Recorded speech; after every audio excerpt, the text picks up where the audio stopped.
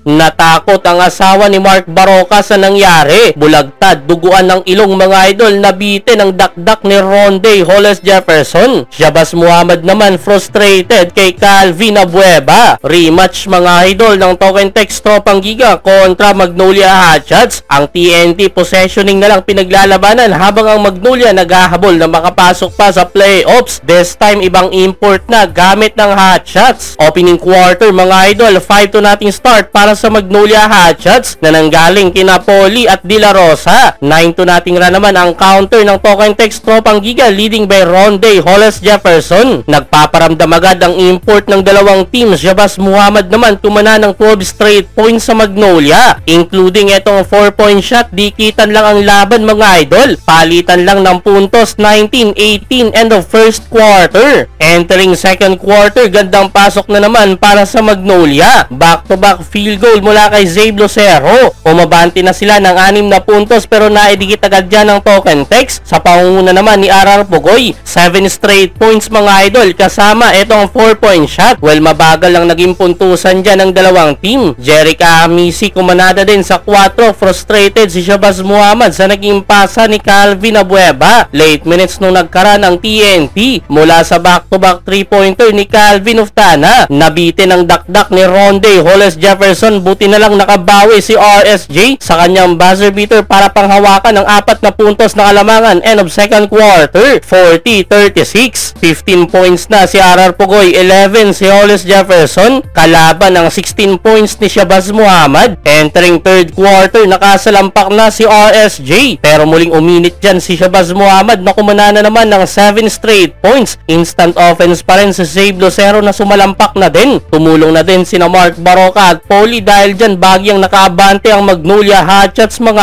idol. Pero may counter na naman ng Token Text. Patuloy pa rin ang scoring ni Ronde Hollis Jefferson na meron ng 21 points pero take over na din si Shabazz Muhammad na meron na ding 28 puntos. Sila naman ang may hawak ng lead. End of third quarter, 64-60. Entering fourth quarter, biglang lumamang na naman ang katropa after ng 6-2 nating start mula sa dalawang sunod na tres nila Heruela at Calvin Uftana. Dikita na naman ang laban. Jerica Amisi second 4-point shot. Under 3 minutes bulagta si Mark Barroca at dumugo ang ilong ng masiko ni Kelly Williams. Natakot sa nangyari ang asawa ng Magnolia guard dahil matagal tumigil ang pagdurugo ng ilong ni Mark Barroca. Segundo na lang natira, angat 7 ang lamang ng TNT mula sa atake na to ni Ronde Hollis Jefferson against Shabazz Muhammad. Nagka-chance pa ang Magnolia dahil sa 4 na naman ni Jerica Amisi pero kinulang na sa oras mga idol. Sa dulo panalo ang Token Text Tropang Giga. Final score 84-82.